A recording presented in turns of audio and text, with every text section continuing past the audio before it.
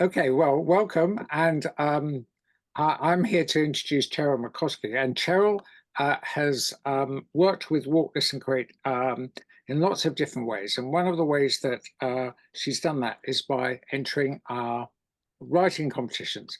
And lo and behold, what she actually did was she won one year. So there you go. And as part of her prize, she became our writer in residence. Which gave her the opportunity, so if she should wish, to run events like this. But as it was, she was so far too busy writing and didn't do it in the year that she was our writer in residence. So instead, we're doing it this year with her. So I'm going to hand over to Cheryl. She's going to run the workshop, and I'm just going to be moving slides in the background. So Cheryl, over to you. Thanks, Andrew. Yes, it'll be a bit like lockdown, won't it? Where you have the health official and the prime minister and you say next slide, but anyway. Right, what we're going to do this evening is we're going to look at women who walked and women who walk now and who also write, because I think there's a correlation between walking and writing. I'm leaning very heavily on two wonderful books, and I have had permission from the author. It's a fabulous woman who's an academic and a writer, and she's written, the first one was Wanderers, which is about 10 women who've walked over the past 300 years, which is really good. And then there's her new book, it's called Waymakers, and it's just come out. Sorry, she's called Dr. Kerry Andrews. We can put this in the chat for you maybe. And the second one is extracts from some of the writings of the women in this book and some other women. And it's from diaries, letters, fiction, all sorts of things. But I do recommend the books because they're really good read. You can dip in and out. So thanks to Kerry, because I'm going to use some of the material from her books as a starting point. So tonight we're going to look at some women who walked and wrote about it. And what I'm going to do is I'm going to tell you a little bit about the women and some interesting things about them, and then give you some writing prompts. And we're going to do a bit of writing off the back of what I've talked about with the women. And if you want to go off piste, if you think, oh, I've got a completely different idea, or that's led me to a different idea, just go with it. Just free write, just do what you want. And you can just make notes if you want, or you can start writing an actual story. You can just do whatever you feel like doing. Right, the first woman we're going to look at is Dorothy Wordsworth. She's one of 5 children and was orphaned when their mother died in 1783.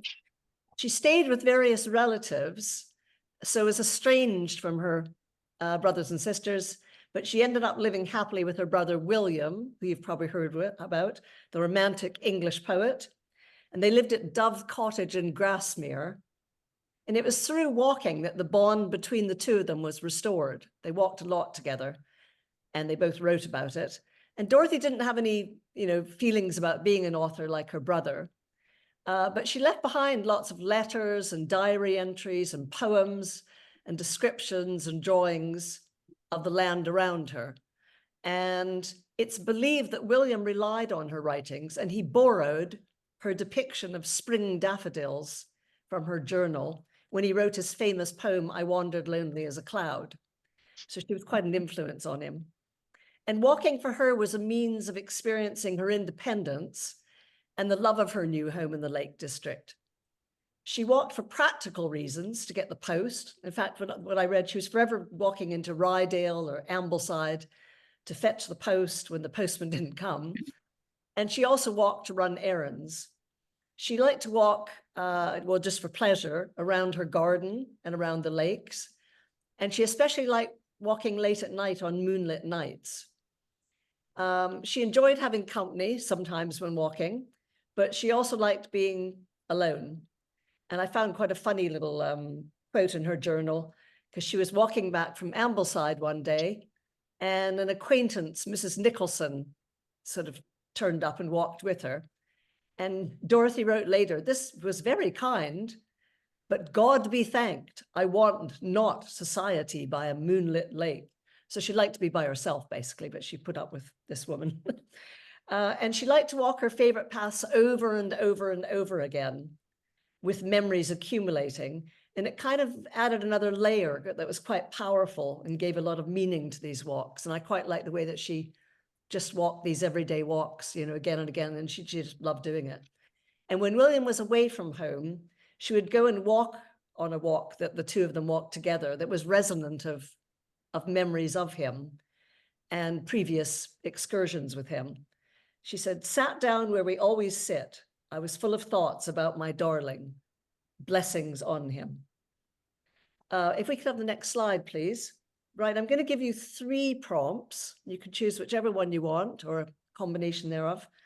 Maybe you could walk about a favorite walk that you've repeated time and time again, or a walk with a companion you dislike, or maybe you love them, or how a bond has been restored by a walk. So I'm going to give you 5 minutes, so just go for it. Right, thank you for doing that. Yes, and I forgot to say, I was always quite interested in Dorothy Wordsworth because the Romantic poets, Wordsworth and Coleridge, and they were always writing really, you know, kind of, well, you could say over the top stuff sometimes about their spontaneous feelings and the overflow of feelings when they're walking. And here was Dorothy walking to get the post and writing about going to get the post and meeting people along the way. But I think her thoughts and her writings were just as legitimate as her brothers and her brother's friends.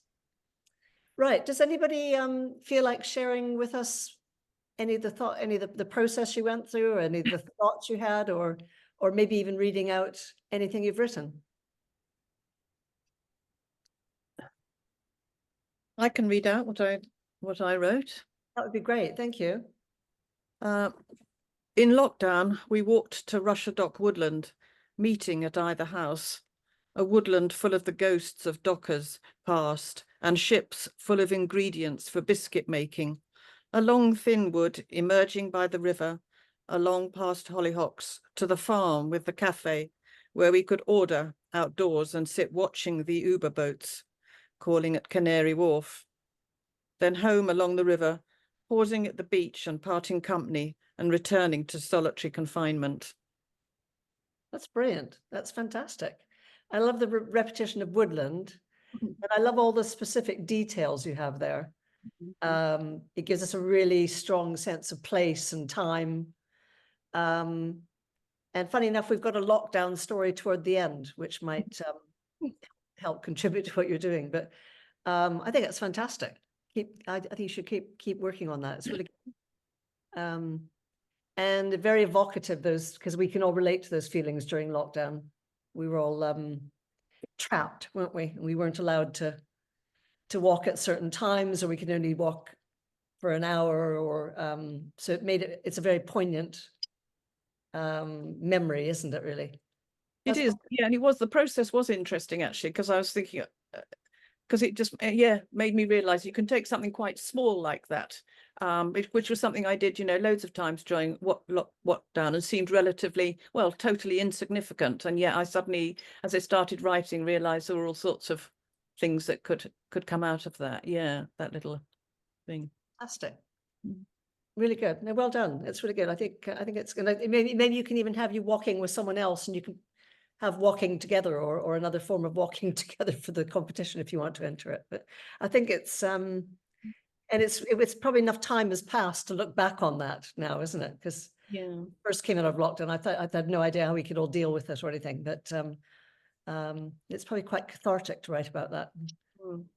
Fantastic. No, it's really good. Anyone else want to share anything? Yeah, I will. Just spontaneous. On my favorite walk. When I wake in the attic room and pull up the blackout blinds, I can tell what kind of day it is on the beach and if the sun is rising. A pink glow reflected in the neighbour's opposite window. That's the motivation, however cold, to get out immediately. Only 2 minutes to the sea and over the creaky wooden bridge and over the dunes to East Beach.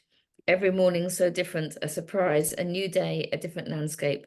My most powerful memories when the tide is out, far, far, far away, with rivulets of water flowing in or out, never knowing if you cross whether you can make it back. vast horizons, shifting sky, mountains on the Black Isle in the distance. Wow, that's fantastic. You guys are on fire, I think.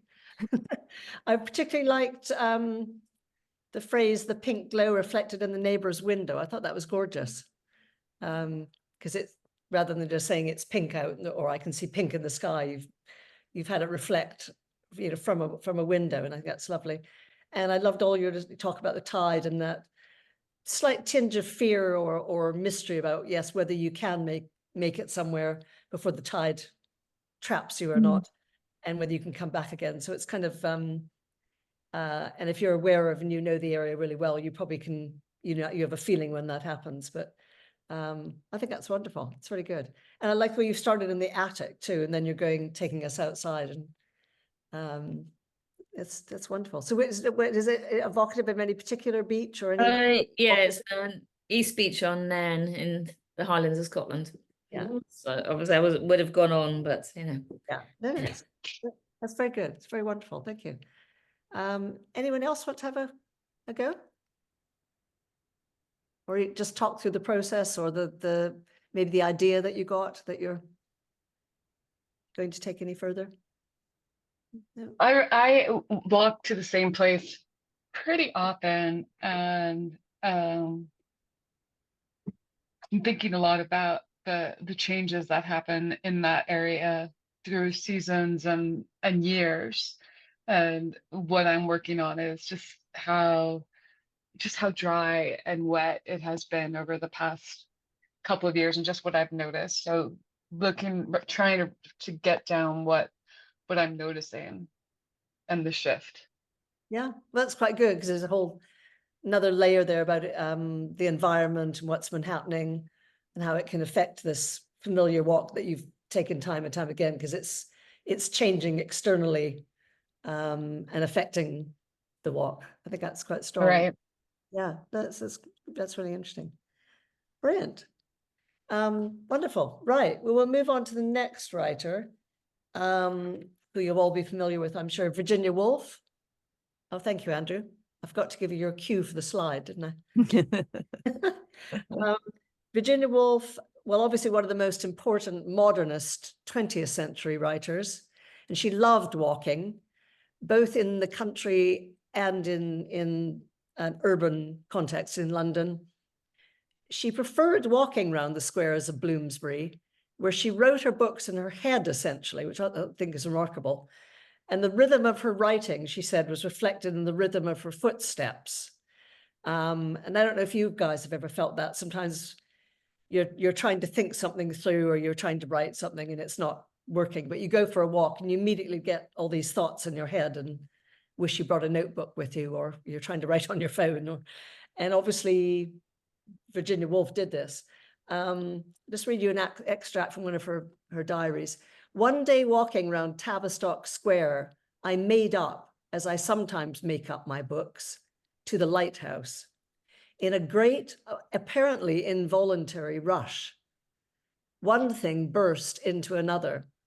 Blowing bubbles out of a pipe gives the feeling of the rapid crowd of ideas and scenes which blew out my mind, so that my lips seemed syllabling of their own accord as I walked.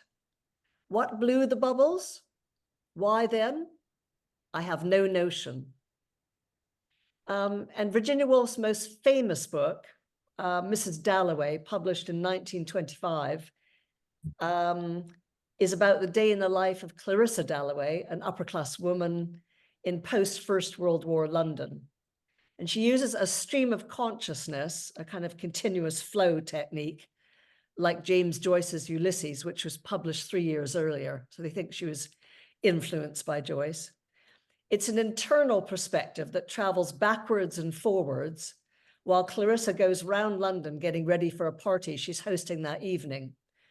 And while walking to a florist to get flowers for the party, she observes London life. So I'll just give you a little extract here. In people's eyes, in the swing, tramp and trudge, in the bellow and uproar, the carriages, motor cars, omnibuses, vans, sandwich men shuffling and swinging, brass bands, barrel organs, in the triumph and the jungle and the strange high singing of some aeroplanes overhead was what she loved. Life, London, this moment in June. And in an essay called Street Haunting, Virginia speaks of the creative and imaginative possibilities that become available by walking the city's streets. The walking appears pretty innocent, I thought, like leaving her home to purchase a pencil, but social codes are challenged and sometimes broken. It's another little extract. The evening hour, too, gives us the irresponsibility which darkness and lamplight bestow. We are no longer quite ourselves. As we step out of the house on a fine evening between 4 and 6, we shed the self our friends know us by and become part of that vast Republican army of anonymous trampers whose society is so agreeable after the solitude of one's own room. So she liked to call herself a tramper and going out and walking at night, which at that time was actually, I think, pretty daring. And Virginia was aware of the dangers of walking in London in the evening. She says she rambled down to Charing Cross in the dark, making up phrases and incidents to write about. And she said, which is, I expect, the way one gets killed. So she knew it was dangerous. You're also maybe aware that Virginia Woolf struggled with mental illness and she fell into deep depressions. And at these times, her doctors would forbid her to walk and to work. So she wasn't allowed to write or to walk, which I think probably, if we think about it now, it'd be really horrible because it probably wouldn't help you recover. And she wrote in her diary, "Here I am chained to my rock, forced to do nothing. What wouldn't I give to be coming through Firle Woods, dusty and hot, with my nose turned home, every muscle tired, and the brain laid up in sweet lavender. So sand and cool. How I should notice everything so my story would begin telling itself." Right, if we could have the next slide, I'm going to give you some prompts to go alongside Virginia Woolf. So you might want to write about a solitary urban walk as a tramper that's tinged with danger, perhaps. Or you could write about what you see through a lit window when you walk by in the evening. I always love walking, and when people leave their curtains open, you can see, can't you? Or maybe a stream of consciousness story about something you reflect on while walking. So have a little think, and I'll set the timer again. Right. Yeah. Does anybody want to talk about the process they went through, or they want to read anything out, or I'll be daring now. I've moved my slide on or sharing. And Cheryl, the person masquerading under Kinetica people is Ali Pritchie. So hello, Ali. Hi. Andrew? Like that. Yeah. Okay, so I started writing something, and it goes like this. It's modern buildings with long glass facades you might think would offer plenty of interest to the twilight walker. However, that's far from reality. The solitary security guard behind a grotesquely large desk adorned with a spray of flowers or giant orchid, no doubt doing Wordle or watching a video game, offers little to write about. Give me a street in a more traditional commercial area with narrow doorways, often crowded, dimly lit shop windows, with wearied staff closing up the deli or cafe, wiping down the surfaces, filling the bins, sweeping the floor, pulling down the blinds, unknowingly observed by the solitary twilight writer. No, so I ended there. I didn't get any further. I love the idea of the wearied staff clearing everything up and putting out the bins. And you're right, they do this really late. And maybe you could even have a character who's one of those wearied staff who has to do all these things, and they're very tired and they're probably covered in grease from the restaurant or, you know, wherever they're working, and just want to get home. But then, of course, everything's stopped running and they're going to have to cycle or walk or whatever. That could be quite interesting. And again, there might be a sense of danger when you go out late at night to do something like that, you know, you're probably wary of somebody, you know, possibly attacking you or whatever. But I like that. That you could do something with that. I think that's quite fun. Yeah, well, I have to say that's sort of taken from experience, because I ran a creative writing workshop in a twilight street where I chose the street because it had, as I say, wearied workers closing up, and yeah, it just opened up lots of ideas for everybody who was on the walk, and for me too. Yeah, I think you're right. You're going to see a city or a street can look completely different at night, can't it? And there's a whole different cast of characters and things going on than during the day. And I think that's quite interesting. Anyone else want to have a go? Yeah, oh well. Walking home from Bethnal Green, coming up the stairs into the hustle onto the grimy pavement, uneven and busy, near the 254 bus stop. I pull myself up tall, looking straight through everything, fixed ahead, walking with a long step, confident whether or not I am, up to the first lights and crossing by York Road, public baths, and sometimes a boxing ring. Then past the hostel for the homeless, and next block the Metropolitan S&M nightclub. Halfway, I hope. Over the canal, past the hospice, dying patients. The next lights take me to the Mare Street, the busy main road that traverses Hackney, always dominated by sirens, police in normal times, ambulances on the way to Homerton Hospital during COVID. Life and death coexist. That's fantastic. I really like that. I love the how you take long steps to appear confident so that, you know, nothing happens or you feel more confident then. And I also liked, so I can't read without my glasses, apologies. All the detail gave us about the baths and the nightclub and the canal. We're on that walk with you, which is brilliant. And we're in that moment. And Mare Street, how you then contrast areas that are quieter and more natural with the busyness of Mare Street and sirens and ambulances. And I think you could have a whole novella or something about lockdown with all these things, because it's really interesting. And I don't know about you in lockdown, I think I noticed those things more too.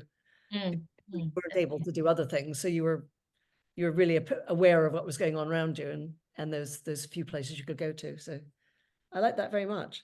And maybe you could have this main character going on this walk and different things happening and it changing from day to day, which it does. But it's terrific. Keep working on that. Thank you. Anyone else want to say anything? Yeah, I'll read mine. Good. There it is, that unsettled feeling, the one where my hair involuntarily stands on edge, my being somehow sensing something before my brain catches up. This sensing attuned as a student while walking back from the studio late at night. I'd scurry from streetlight to streetlight, my keys splayed between my fingers, my breath held tight to a pulsing, quiet glances thrown back and forth.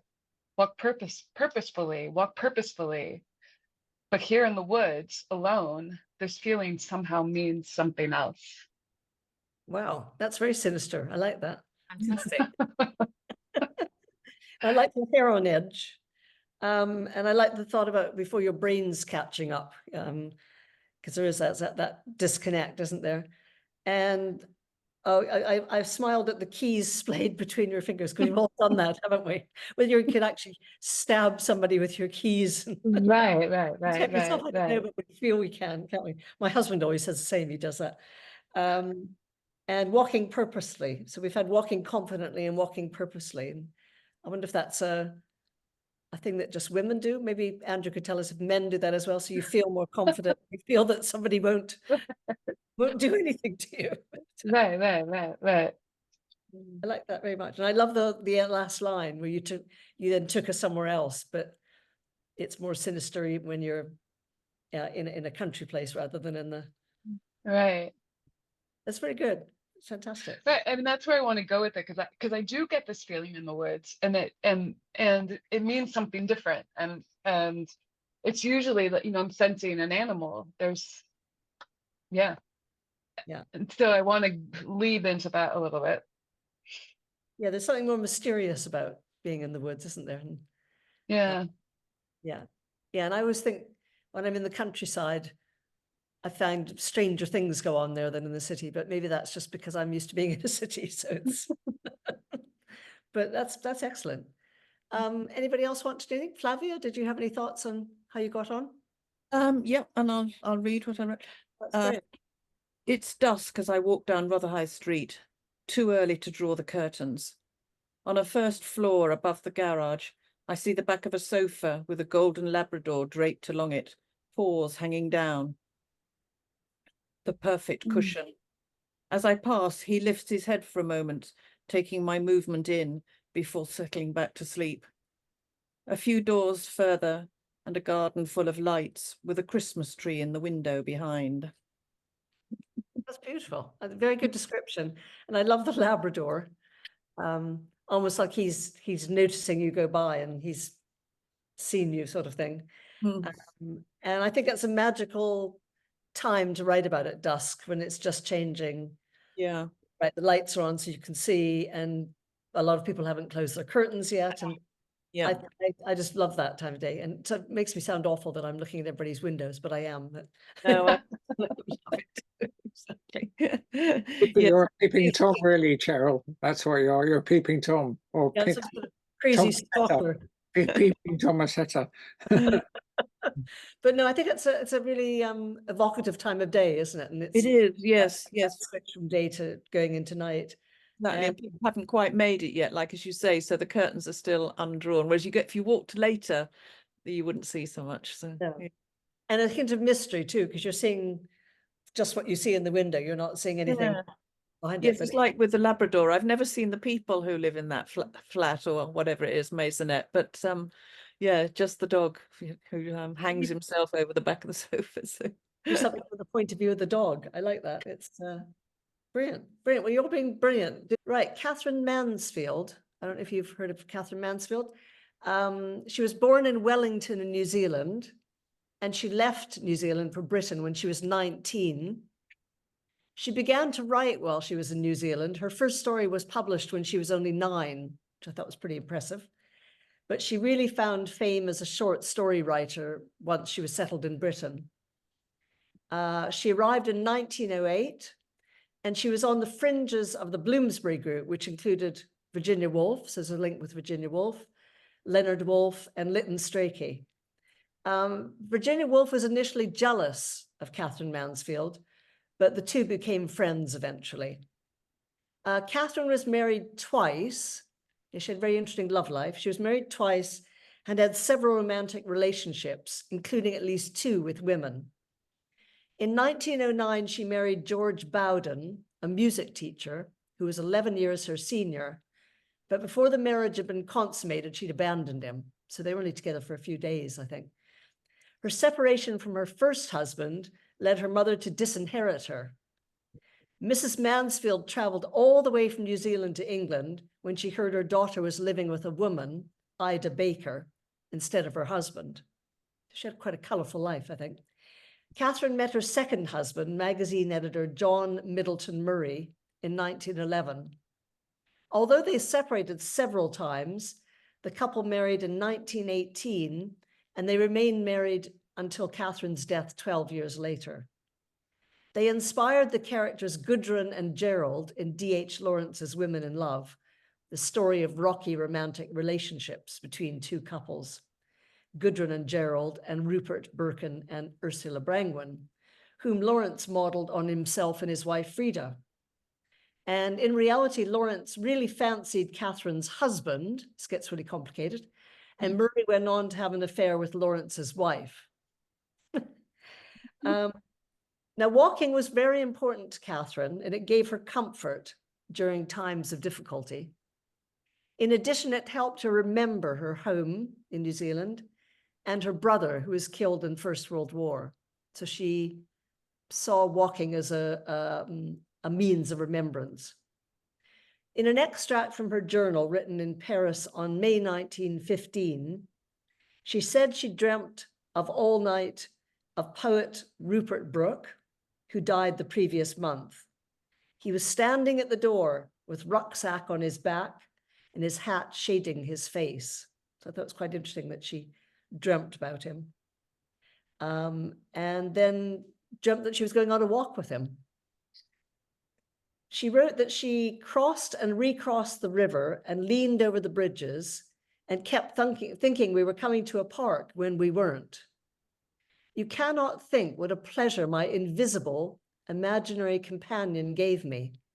If he had been alive, if Rupert had been alive, it would never have possible occurred. But it's a game I like to play, she said, to walk and talk with the dead who smile and are silent and free, quite finely free. So she played this imaginary game, walking with the dead, which I think is quite fascinating.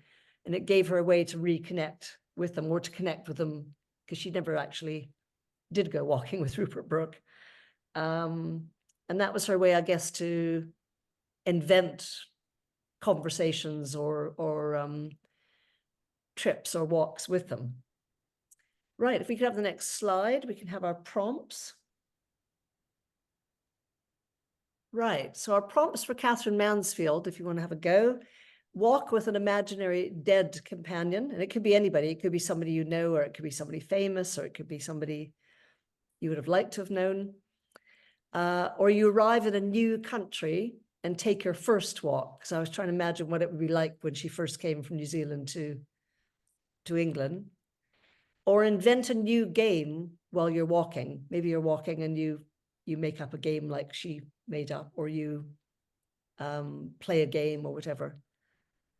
Right, so if you could have a think about that, and I will set the timer. Would anybody like to share anything, how they got on with that? Any dead companions who are interesting? I kind of cheated because I wrote something when I was in Marseille about walking in the mornings, and I could read it, but I wrote it That's all early. right. That's all right. May the 5th, Marseille. Back in Marseille, staying at Générique Vapeur, on the roof of the city. Looking out in the distance, I can see the massive hills just past the high-rise blocks. I spent nearly 3 weeks here in March. I loved being in my little room, mainly on my own, waking up to the view, out walking first thing. I pressed through the concrete jungle every morning, trying to find different ways, over, under, through, across barriers of motorways, railways, fenced-off canals, until one morning I discovered my perfect morning walk. Round the back of the supermarché casino, up the road, but squeezed between the blocks, either side on small boulangerie, and past the basketball pitch to the railway. Across a small road bridge, veer left past the chateau type of building, Fontainebleau, and wild land on my right. Each morning the buds plumped up a little more. I couldn't tell where this would lead me, but I could see there was a tunnel marked under the canal. Would it be gated? Could I get through? The vast road, there were road barriers on the corner and a closed metal green spiked gate. But as I turned, I saw the light on the other side of the tunnel and the gate entrance ajar.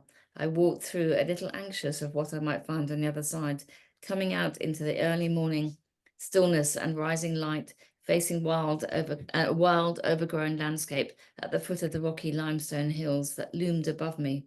The pine tree arising on top of the disused lime kiln. I took the smallest path to the right between two rocky hills, then up a track by the side of the lone pine, curving round, ascending, scanning the landscape for paths that would get me up to the top. I found a sharp left turn that doubled back and started climbing. Gradually, the Bay of Marseille revealed itself. The sea wall, the port, the high-rise blocks that span all the way to the coast and out to the foot of the Calanque, out to the exit of the city, the blue of the Mediterranean shining, the port, orange tankers, container ships, and to the west. Fantastic. That's really good. I love the way you had your little room and then you went outwards. And I love the little bit about finding your way, because you're right. You suddenly get, there's a motorway and there isn't a way for someone walking to go around. It's okay if you've got a car, isn't it? And then finding your perfect walk. and then the anxiousness of the gate entrance and going through it, but you don't know where you're going or what you're going to see or what's going to happen. Fantastic. It's very, very, very good. The main thing was that I was there and everybody said, don't go out. It's too dangerous to go out. And I figured the only time I could go out was in the morning because it was a very sort of drug-filled space. And so in the night I was cooped up. So it was the thing that kept me sane. Yeah. Brilliant. Very good. Anybody else have anything you want to share? Yeah, I can share mine. Okay. It's quite short. Out of the house, turn left to the estuary. The tide is out. Along the concrete goat walk, so called. I hear the tap of his walking stick and see the kind smile and joy at finding me. We walk slowly and I feel safe as I breathe the salty air and let it go. I hear his gruff voice in my head and I see him shorter than me and frail. That's gorgeous. That's lovely. So who is your companion? It was my uncle. Your uncle. That's beautiful. And I loved the concrete goat walk, so called. That's fantastic. Because someone's named it that, and Yes. was it really a goat walk, or you don't really know. No, I never saw a goat on it, but That's brilliant.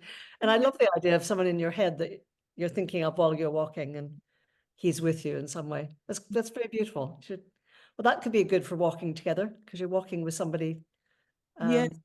Yeah, it was rather lovely to do actually, because I suppose not having much time to think about it was quite good too, because otherwise I might have gone for somebody, I don't know, famous or something, but then I just thought, and somebody I was very close to too, and just having that thought of him actually being with me was really rather lovely. Yeah, Fantastic. That's very good. Melanie, how did you get on? Yeah, I have this is something that definitely wants to be a lot longer, but I mean I can read it.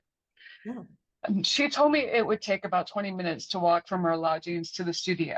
This was before I knew her, and what was 20 minutes for her meant 30 minutes for me. She circled the school for me on the map and then disappeared into her room, leaving me to venture out on my own.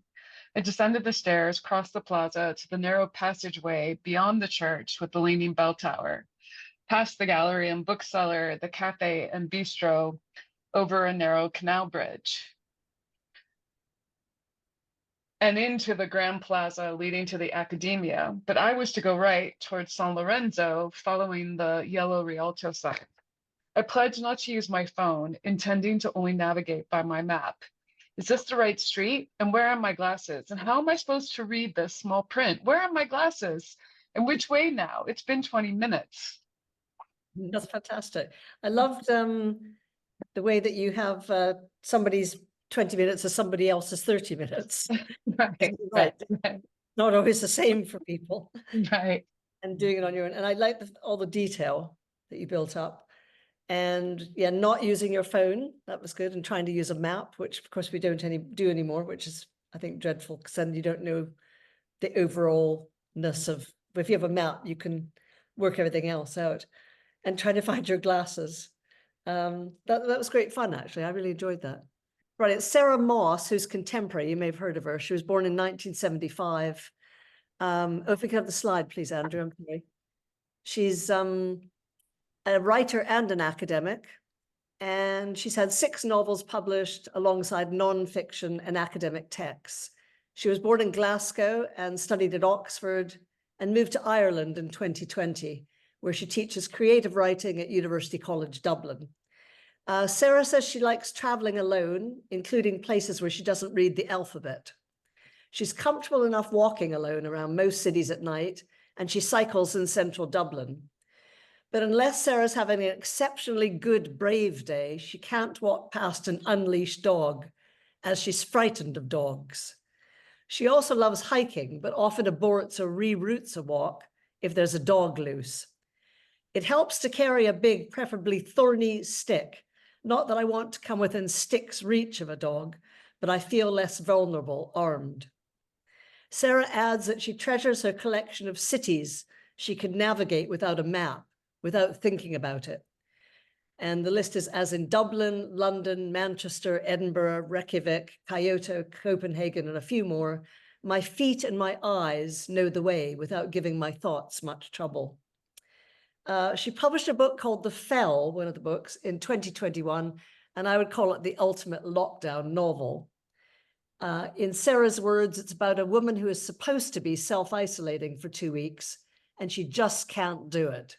She cannot stay inside her house for 2 weeks, and she loses it and goes for a walk on her own on the moors late in the afternoon in November, thinking that it can't possibly do any harm, but it does do harm. Sarah, who's used to running, cycling, climbing, and hiking, can relate to Kate, the absconding walking woman in the fell, as she found lockdown horribly imprisoning and felt trapped and panicky. The book looks at the complicated ethics of lockdown and what happens to people when placed in circumscribed and claustrophobic situations, when there are tensions between family units and wider societal bonds, domestic interiors versus natural exteriors. And I'll just give you a quick extract from the fell. All the other plagues ended sooner or later, though most of them went away as well as coming back. Some years, some decades, better than others. And people lived and loved and built houses and planted trees and made food and clothes and stained glass, traveled, even made music and put on plays, Ring-a-Ring-a-Roses, smallpox, typhoid, cholera. Probably more people have lived through epidemics than not over the last few centuries.